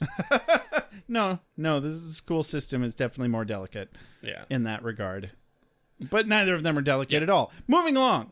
Yeah, so Spike tells Buffy that he has a lead on a couple vamps downtown, probably the ones who are the murderers at the train. Very definitely, probably. Yeah. She thinks that his information is for sale, or that he's trying to sell it to her, so she has a funny Freudian slip here when she tells him to go hit up Giles instead. Yeah. He claims to have a beat on the vampires that killed the people on the train, but he's gonna, instead of just telling her, boy howdy, he's gonna show her where these vampires are. And they're gonna have them a stakeout. Boy. Cut to a car parked in the alleyway. Where they have a stakeout. Luckily, there's no stakes out. Buffy did not bring her cool. She left her cool at home. Yeah, she doesn't need it. She's better off without it, if you ask me. I mean, yeah, I would agree. There's no cool here. Zero cool. It's a super fucking awkward moment between these two. They're staring down an alleyway from Spike's front seat. Buffy is suspicious. Yeah. Like, when he just starts casually drumming on the steering wheel and singing, I want to be sedated, which is hilarious to me, because I could not think of the name or the lyrics to that song for like 2 fucking days just a few weeks ago, and it was driving me fucking crazy. The Ramones, yeah, because they like made me sing that during intermission at a fucking punk rock themed production of Macbeth that I was in.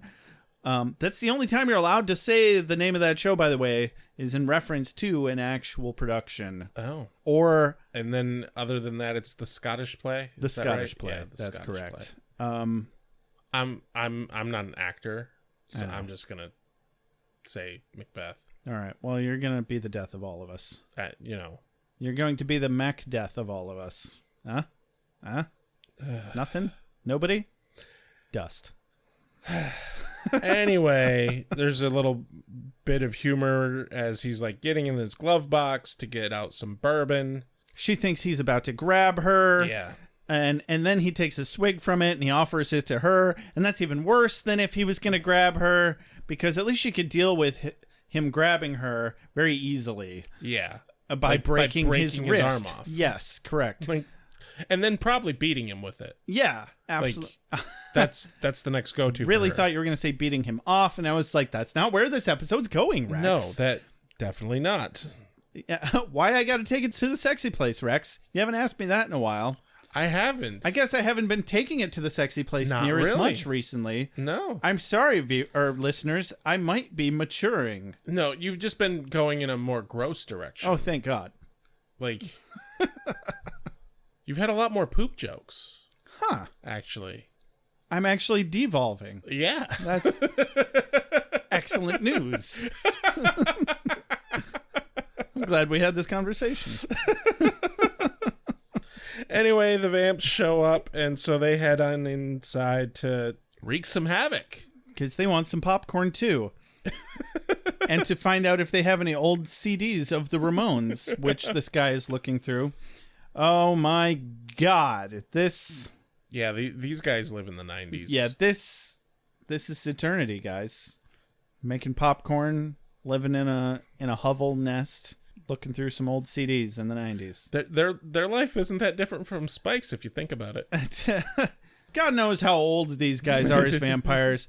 They could be 20 years old. They could be 200 years old. Doesn't matter. They've got a shitty nest in an abandoned warehouse making kettle corn. No, it was Jiffy Pop. Oh, was Jiffy Pop? Yeah, the foil tray pan things. Yeah. Those. I think that I'm pretty sure that's Jiffy Pop. I've never actually made that kind, but they show it in movies all the time. Yeah. So they're making Jiffy Pop and looking through old random CDs, just like, wow, what the fuck are we gonna do with the rest of eternity? It's amazing. Hey, you know, if you live that long, you're gonna have some times where it's just this. You're gonna have a bad time, Yeah. okay?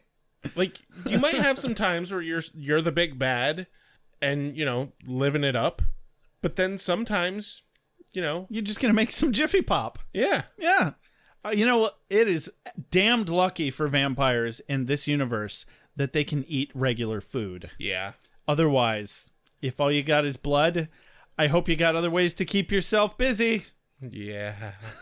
Good luck, fuckers. That'd be so fucking terrible. Don't get me started. So they stand up when they see Buffy and Spike, and he's all like, Slayer. And then they run away like tadpoles in a pond that you just stepped in. Yeah, they're fucking out of there. And Buffy figures out real quick that these vampires have nested, and clearly the killer arrived just last night on the train, so they can't be the killers. And Buffy now reckons that something is rotten in the state of Denmark, for all you Shakespeare fans. And then Spike opens the fucking door for her as she storms out. Right? And boy, howdy, this just fucking tears it for Buffy. Yeah. Quote of the day, is this a date? Spike says, please, a date. You are completely off your bird. I mean, do you want it to be? He's got some real, oh no, unless energy. Yeah. You know, I've had that conversation a couple times. Wait, is this a date? I mean, is that okay with you? I just want to bring you all up to speed. It was not okay with them. No, that's... I want to say this happened to me twice. This is why I will always say, no matter who you are, no matter what gender you are, if somebody asks you to hang out with them or to do anything, you should clarify in that moment if it's a date or not. You should not make any assumptions about whether or not it's a date. You should fucking ask.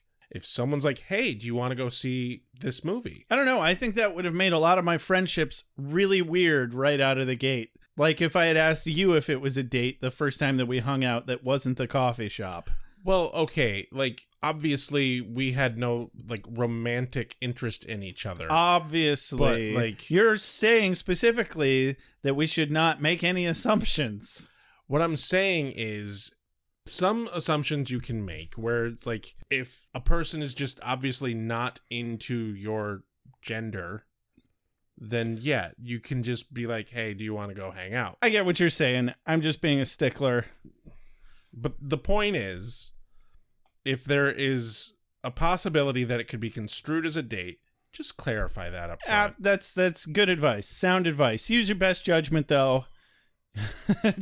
Don't be a stickler like me. That's how you ruin friendships. That's the real takeaway here, I think. Feel free to tell me if this next part gets a little too personal, because I'm told I have boundary issues. But I'm hurt. I am great, and I'm beautiful, and I love you with all eyes turned to me, because my name is a holy name, and you will listen. Yeah, anyway, at the line of, do you want it to be a date? She freaks out. She's super grossed out. Just very unhappy about the whole situation. And she says to him, because he's like, I've changed. And she's like, what? That chip in your head? That's not change. That's just holding you back. You're like a serial killer in prison. Mm-hmm. And his response is just fucking on point. He's like, women marry them all the time. He's not wrong. He is technically not wrong. He's not wrong. I was actually just talking about this with someone the other day about how romanticizing serial killers freaks me out a bit. Oh, yeah, it's disgusting. At the expo that I went to yesterday, there was a lot of like artwork that was very much romanticizing serial killers. And like framed fucking images of like serial killers mugshots and shit. Ugh. And it's just like, I don't like that Netflix keeps recommending to me, what is it, the John Wayne Gacy stories? Right. And I'm like, okay, just because I watched that other one about the Times Square killer, and the only reason I watched the Times Square killer one was because the guy who played the Times Square killer I went to college with. So everybody go watch that. I didn't know that. Yeah. Scott Watson. Shit. I was in shows with him on stage live. Wow. Yeah. That's pretty cool. I'm not saying I could call him up and he'd respond, but I was in shows with him and I went to college with him. He's actually a super cool guy. He's one of the few people I know who I really think deserves to make it in the biz. Yeah. You know? So go him. Good for him. Anyway, so basically there's a back and forth where he's trying to claim that he has real emotions for her. And she's obviously like, no, you're a fucking vampire. Those aren't real emotions. But yeah, she's just absolutely disgusted and she leaves. Yeah, she visibly gags a bit. Honestly surprised that she didn't projectile vomit across the room onto him. Probably held back because she thought he might like it too much. I almost did a dramatic reading with this conversation. But, you know, I think I'm just going to save it for when it's a little less stalkery. Yeah. Yeah. Like, it was right on the edge of being able to be a dramatic reading, but not quite. Yeah. It didn't quite fit. I'll wait until she's ready to admit that she has feelings for him, which, legitimately, she does not yet. No. She never really does get feelings for him. Really? I feel like she does. We'll get there. It's not worth arguing about yet. Yeah. Back to Spike's lair, specifically the underground one. Yep. Spike returns home to find Drew in his crypt. Drusilla. Yeah. Gee, I wonder who murdered all those people on the train. Must be her. Well, now that she's got Spike all up to speed on the plot, or lack thereof, of Angel, and she's trying to get the band back together. Yeah. She's got some scarring. Did you notice that? She's not fully healed from the burning. From the burning, yes. Yeah. There's some really good crossover continuity going on here. Yeah. I'll like that. And she knows all about his chip in the head problems. Regarding the pain that he gets from hurting humans, she specifically says, it's all in your head. I'm like, well, fucking duh, literally. I have some sad news for you, Josh. For me specifically? Yep. Go on. With the exception of flashbacks, this is canonically the last time we see Drusilla. Oh. The only time she appears in the either show, Angel or Buffy again, is in flashbacks only. Oh. Geez, I really felt like I should be taking more Drusilla specific notes this whole time, but I was trying real hard to keep it, trying not to get caught up in details, So, oh well, that's okay. It'll be there. Yep. What are you going to do? We still get her in flashbacks, so. Yeah, that's true. Huh. But yeah, she invites him to L.A. He doesn't want to go to L.A. He's had a bad time in L.A. He's like, no, I've got a pretty good gig right here in the sunny D. Yeah. And it's such a good gig. Hang out, do nothing, watch daytime TV. Harmony shows up and accuses Spike of hiring a prostitute. Well, I guess she didn't say prostitute. No. But she says, now you've gone and picked up some cheap Queen of the Damned to dress up like your precious Druzilla. Yeah. But no, he's like, no, this is actually Drusilla. And then he tosses Harmony. Literally. Quite literally and figuratively. Had a quote of the day here. Harmony says, oh, well, you've got some nerve showing up here like this after all this time, after breaking my sweet boo-boo's heart. Over his shoulder, Drusilla mouths boo-boo. Yeah. One of the best parts of the scene. Harmony goes on to say, do you have any idea how hard it's been to break down the walls he put up after you left? I mean, serious trust issues. Spike's like, So it's no use you crawling back to him, because Spikey don't play that game anymore, Morticia. Yeah. Really, that's it. Morticia, because I had already made notes about the Addams Family thing, and then Queen of the Damned, Morticia. Too many good pop culture alternative vampire references here to pass up. So that's the only reason it's quote of the day. Anyway, Spike informs Harmony that the reason he's choking her right now is not at all sexual, nor because his ex-girlfriend is back, but because he is in fact back, hard air quotes, meaning Drusilla is a damn good salesman, and it doesn't hurt that he's hurting from being shot down by Buffy. So, fuck yar, let's get the band back together, bitches. Sure. We'll just ignore the fact that he has a chip in his head. Yeah. It's not important. That's not a problem at all. It's not important. Drusilla can just do all the killing for him. Yeah. She can mama bird it right into his face. That couldn't possibly cause future problems in their relationship. Never. Not even a little bit. Cut back to Buffy's living room. Yep, where... And by the way, I just combined all of this cutting back and forth into one scene for each of them. So Bronze all at once, Buffy's living room all at once, because fuck all that cutting back and forth. So Buffy's living room, Buffy tells Joyce and Willow about Spike trying to say, I love you. And she practically gags like the Fonz trying to say, I love you here. Joyce does some A-class victim blaming. I wrote the same term. Yep. The line being, honey, did you somehow unintentionally lead him on in any way? Send him signals? Buffy's like, well, I do beat him up a lot. And okay, that's actually, it's kind of funny because there's always that ongoing joke that if a girl hits you on the playground in elementary school, it means she likes you.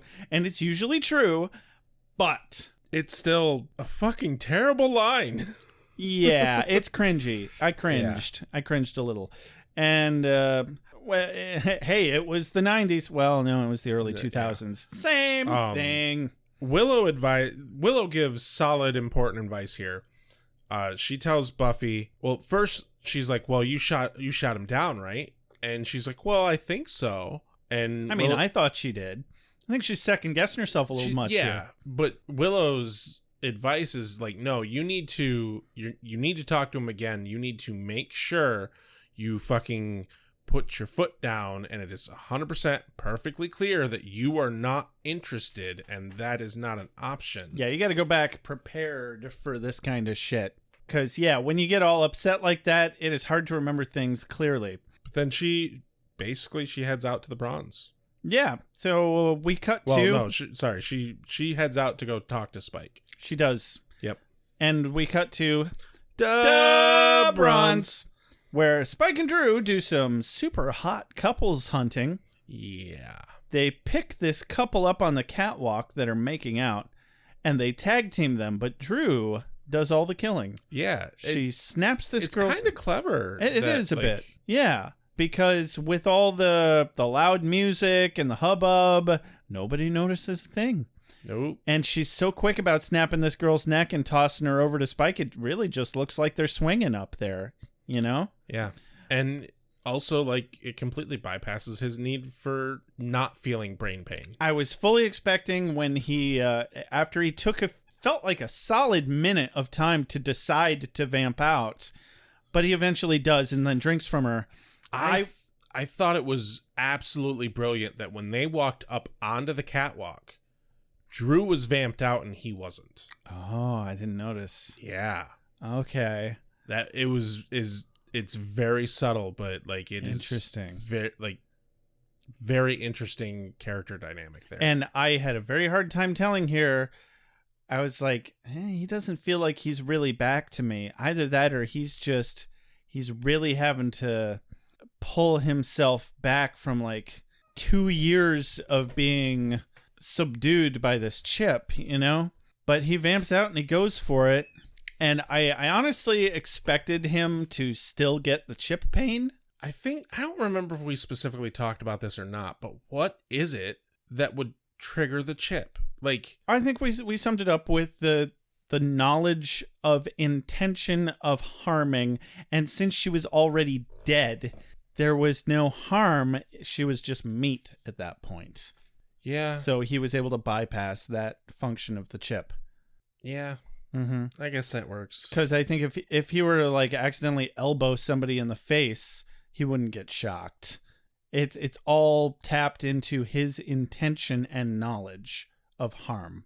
In the moment when we had this scene, I was kind of like a little on the fence for the characterization of having him hesitate to bite. Just because I'm like, is it trying to decide if it was him, like what you said, trying to undo that conditioning and like fight through it? Or was it him like hesitantly after like choosing to do hard air quotes good things, you know, from his extremely fucked up perspective for so long? Like, you know, it's a hard step to backtrack on things like that. Mm-hmm. You know, whether it be the conditioning from the chip or like, you know, self decisions that he's made. Well, I think obviously based on the events of the rest of the episode, it's obvious that he was that he'd made his decision that he wants to go good, but he knew that he had to convince Drusilla to use her as a pawn in his plan to get Buffy, which was an ill-begotten plan, mind you, but he also still doesn't have a soul yet, and he's always just been this narcissistic, driven, whatever the means are to the end, fine. And so after the end of the episode, I now read that scene as that moment of hesitation is him going, if I do this, Buffy will not like it. Yeah. And that's it. That's all it is. And I think that's a whole nother episode. I bet that's going to come up again later. Yeah. And it's going to be another hurdle. I bet that's going to be the catalyst to him deciding to go get his soul. God, I wish I could remember. Because I don't remember what it was that. But I know he eventually gets his soul back, and I'm curious what makes him decide to do that. And it's something about winning Buffy over. Yeah. Because this is his first real attempt at trying to prove to Buffy that he's in love with her. Yeah. And he doesn't actually win her over until he gets his soul back. Because that's the real. Because a chip is not a soul. Yep. A chip is just a leash. A chip is a shock collar. Yes, exactly. And literally, except it's in his brain. I will always be here for you. And you've got Mr. Giles and your friends. Believe me, there's nothing to be afraid of.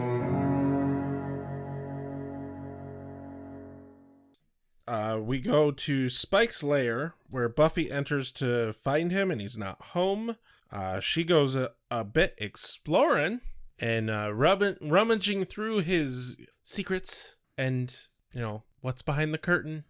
Yeah. Not gonna like what's behind the curtain. Well, I'll tell you what's behind the curtain, Rex. It's a shrine to Buffy. Yeah. Which is not flattering at all when she finds it. She is not pleased in any way to find a shrine. I'm a firm believer that, I'm 100% certain that there is no way in hell anybody could ever find a shrine dedicated to them and feel okay about it. Let me tell you a little story. So God. One time in high school, I did lots of plays in high school just for some backstory, and I majored in theater later, so this was the lead up. I was in a play in high school, and apparently there was this girl that had a debilitatingly massive crush on me. I did not know this. Actually, somebody might have told me or something, and I was like, okay, whatever, she's not my type. What are you going to do, But then I don't remember why or how I found this script, but it was her script, and it was like something out of a horror film. I flipped through this whole script, and every single page had written on it, I love Josh. I love Josh. I love Josh. Oh, that's painful. And like you said, I was not excited or flattered. I was fucking creeped out. Yeah. Well, because, there is no point where something like that doesn't just completely 100% reek of obsession. Yes. And obsession is terrifying. Yes. And that's all that's good. Spike is not in love with Buffy. He is obsessed with Buffy. Yeah. He does not have the capacity to love her. He doesn't have a soul. He thinks he loves her, but it's this weird fucking bastardization of the emotion. Mm-hmm. Fun story. Same story, actually, just an extension of it. I went to a restaurant probably, 5, maybe 10 years after graduation, and she was my waitress. She tried to get my phone number. Ugh. I left. Did she know that you'd seen that?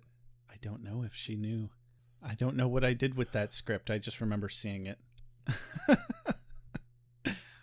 But yeah. Don't get me wrong. Rejection sucks. It does. But also, this kind of touches on the fact that, you should be able to understand others in a more complex way.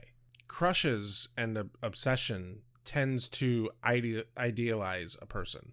Mm-hmm. And the image that a person has of the person that they're obsessed with is not accurate by any means. It was so weird because I was like, I don't know you. Yeah, exactly.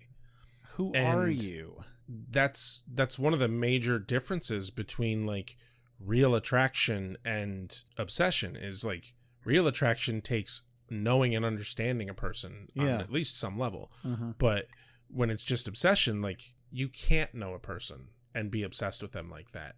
Obsession is too one note in the imagery of how your brain views a thing. Uh-huh. Definitely. Couldn't agree more. Where were we? Buffy finds the shrine? Yep. Buffy finds the shrine and then... complete with mannequin dressed in her actual sweater. Yep. Hey, look at that. You found that sweater, Buffy. You found the sweater. That's good news, I right? hope you apologize to your sister for getting pissy about it. Right? Yeah, but probably not. So she leaves and she finds Spike at the top of the ladder. Blood still on the corner of his lips. Buffy is freaked out and confused. She's like, what is going on? What happened? Then Drew flanks her. Funny story. How do you feel about cattle prods? You like them, right? They're fun. Anybody want a hamburger? Anyway, so Drew's all like, shall we tie her up? Play with her a teensy bit first? And Spike's all serious and dour as she says, I'm through playing. Oh, I love it when you're all dour and straight to business. And she hands Spike the taser, which is her undoing. Hey, Drew, See that cow over there? No, I meant you. What a twist! And cut down to the tunnels, the actual lair, if you will. The actual lair, where we find that Spike has chained Buffy up and also tied Drew to a post.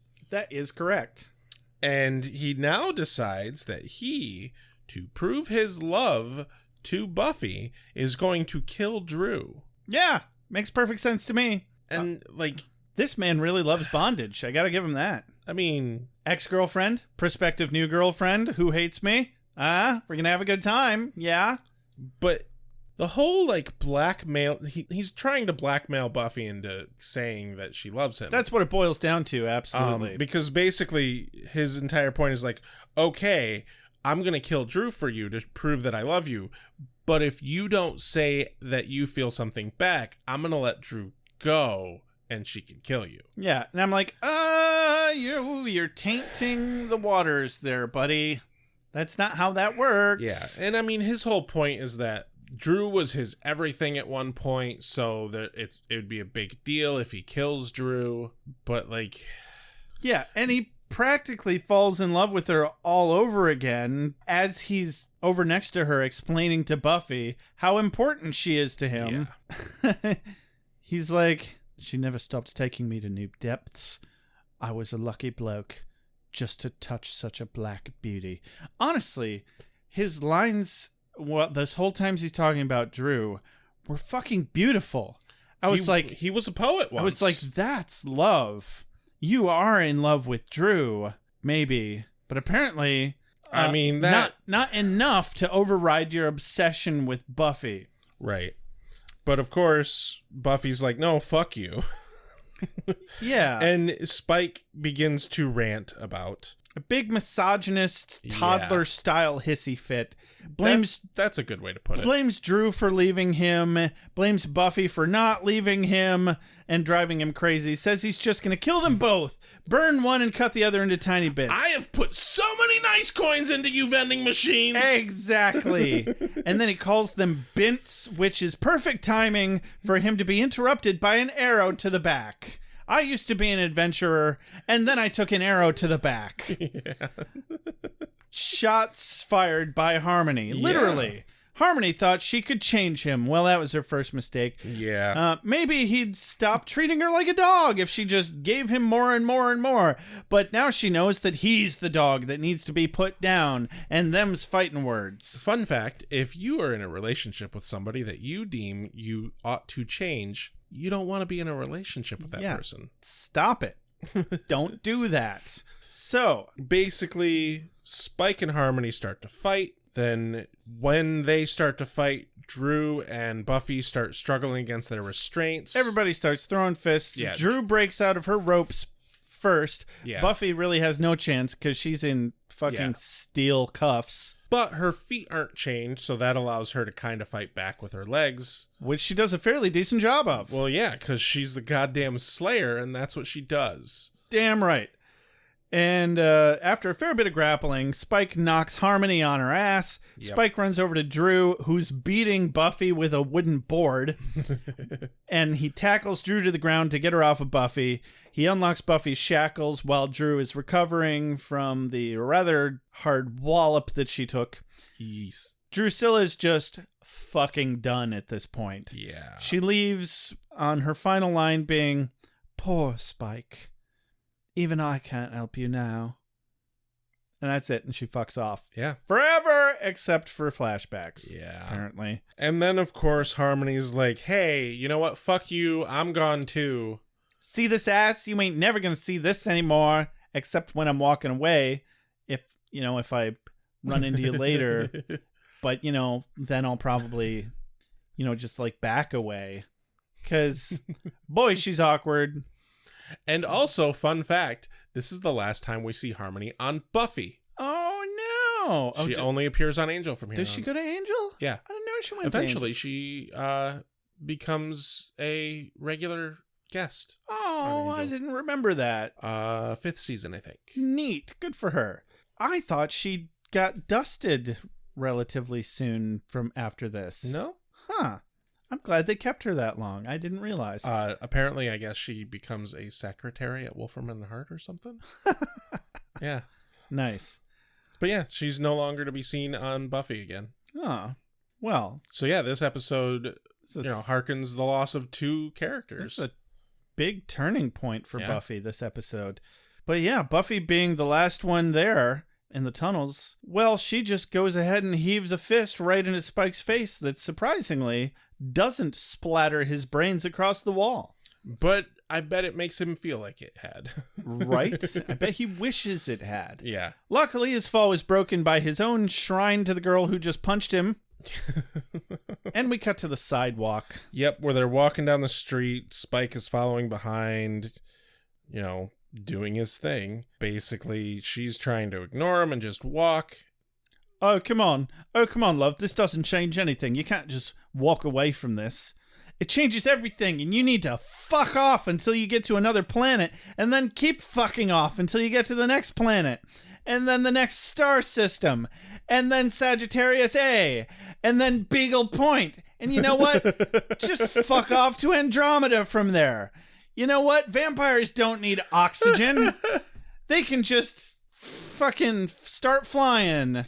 My favorite part about that was dropping Beagle Point, because that's such a niche thing. You're welcome. Anybody that gets that, I was going to say you get a free hoodie, but you could just Google it. So never mind. And Spike's like, oh, but we have something, Buffy. Like it or not, you can't just shut me out. Bonk. Oh, well, shit. I guess you can just shut me out. Yeah. Because Buffy, with just a glare on her face that could melt steel. Yeah. Clearly, Willow must have reactivated the uninvited him. The anti-vampire. Yeah. The natural uninvitation vampire spell. And she just closes the door on his face. Gerarg. Is this from me? I must be ready. I need my strength.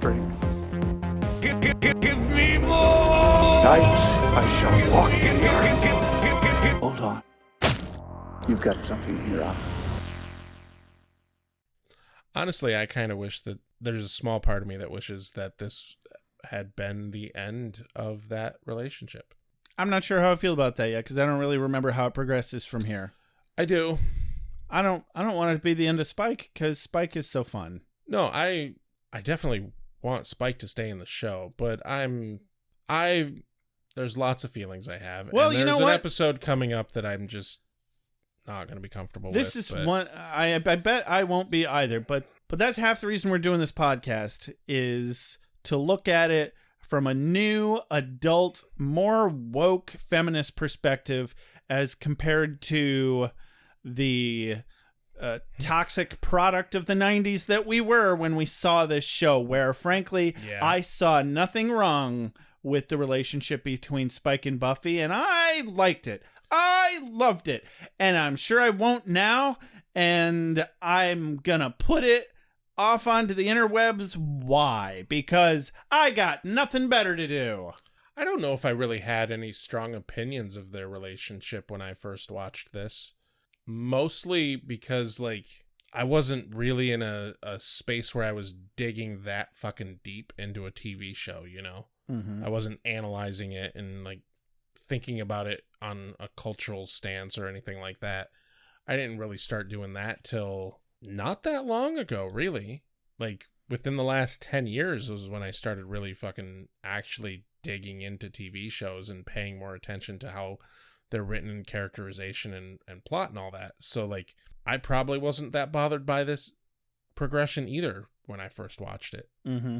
Especially because I was introduced to the romantic relationship of Spike and Buffy from the 6th season first. Because one of the first things I ever saw... You watched the show out of order? One of the first things I ever saw of this show was Once More with Feeling. Right. It's a whole different dynamic. Yeah. It's, in some ways still a highly problematic dynamic that's presented in that, but it's not this. But the backstory is important. Yeah.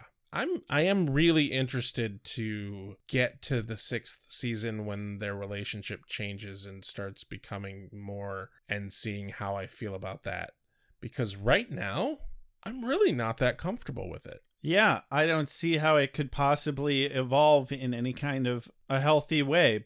But we already have it from a solid source that part of the reason that they decided to get rid of Riley and start shipping Spike and Buffy was because Joss Whedon specifically said, fuck it.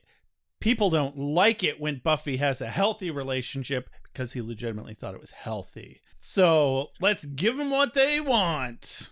And you know what? And there is a certain truth to that when you're talking a TV show where you need drama and you need conflict.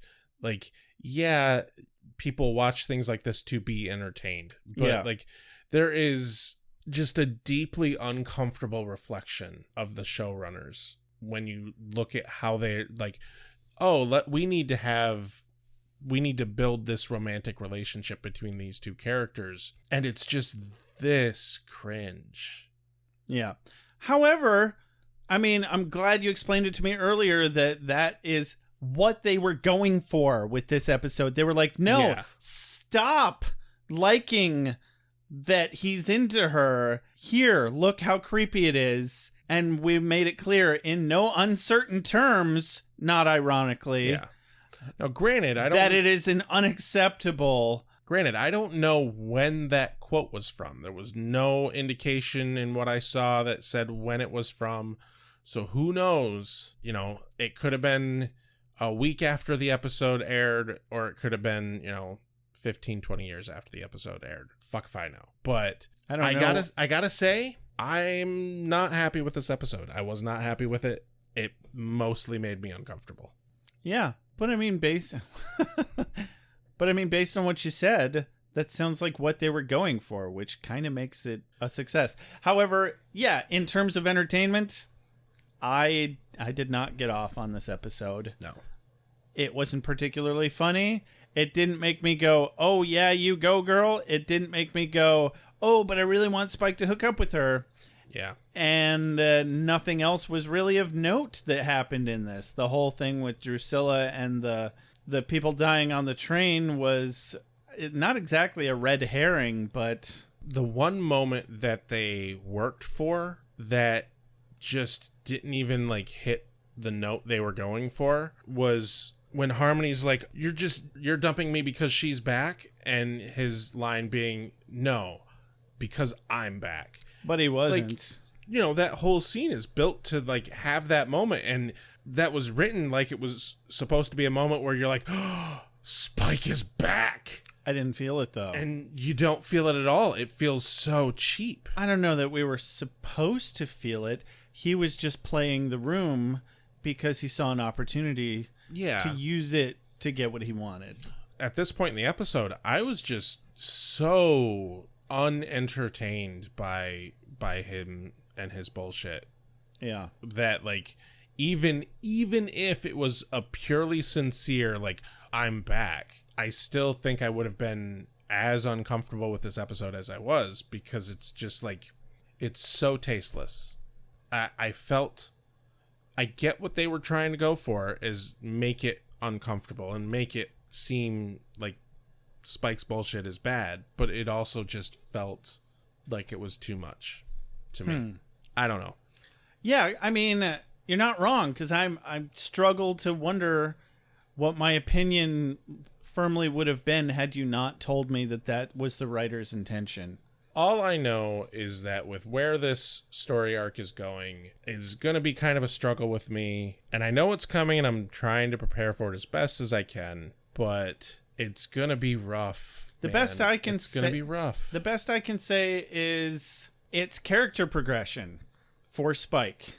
It's not positive I think it is positive character progression, but we are seeing him in an abyss of a hero's journey, or in this case, maybe an anti-hero.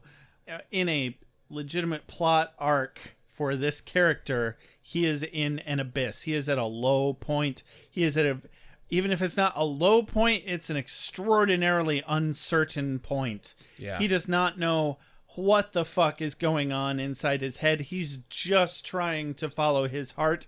He's doing a shitty job because he's evil. Yeah. And I'm not trying to make anybody empathize with him. I just want it to be a good episode so bad. I don't think it's a bad episode, but I don't think it aged well. I can back that. I think is the main issue. Maybe I just am no longer the fucking audience for this episode. And that's not a bad thing. Obviously, it's not turning me off from the entire fucking show. Yeah. But in the end, honestly, this one made me uncomfortable. Yeah. If everything was perfect, this wouldn't be any fun. Oh, yeah, fair. We wouldn't have anything to talk about. We'd be like, 100% no notes. Yeah, no notes. Print it. That would be a much easier episode to edit. Maybe. Yeah, it might just be a really boring episode on our part. Do you have a quote of the day? Yeah, there were a couple pretty entertaining lines, if you ask me. All right, well, hopefully we didn't go with the same line. I've decided I'm going to go with Xander's line towards the beginning. Anya says, "Xander, I think you may have hurt his feelings." Xander responds, "And you should never hurt the feelings of a brutal killer." You know, that's actually some pretty good advice. Yeah. I did almost pick that. Okay. I did almost pick that. But no, I wanted to go with the line when Tara is gotta talk about the she who should not be named. And we should call her something like, and then Buffy's like, Ben! And Tara's like, okay. Okay. Yeah, Tara says, "I'm down with that. Let's just call she who will not be named another name. Let's just call her," Buffy calls across the room, "Ben!" There it is. You pretty much had it. Yeah.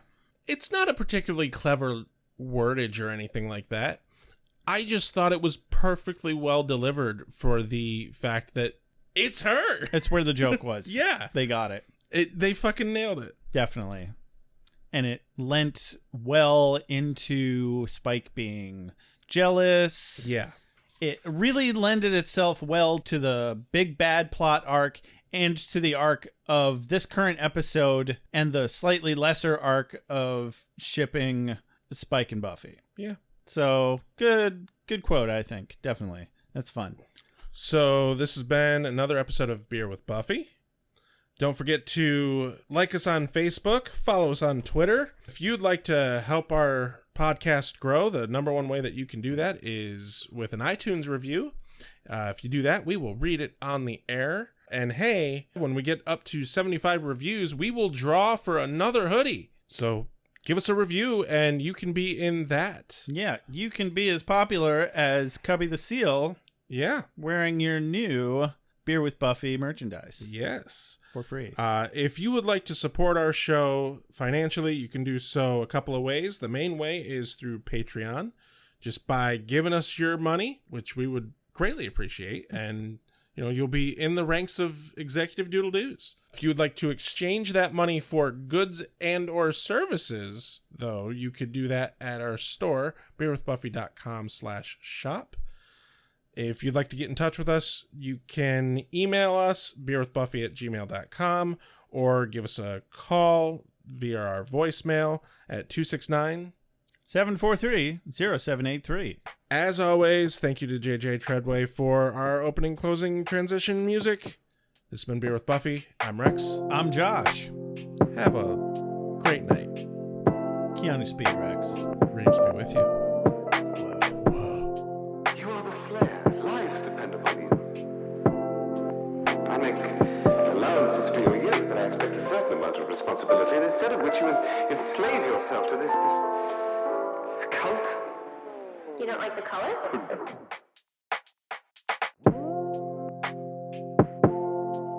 You have a sacred birthright. You were chosen to destroy vampires, not to wave pom-poms at people. Why can't you people just leave me alone? You are the Slayer. Go ahead. I'm a watcher. I haven't the skill. Oh, come appealing to your common sense. Common sense. Common sense. Werewolves, incubi, succubi, everything you've ever dreaded was under your bed but told yourself couldn't be by the light of day. One girl in all the world. Common sense. One girl in all the Common world. sense. It was a bit, British, wasn't it? Whee! Wait, what have we done? Why are we watching this?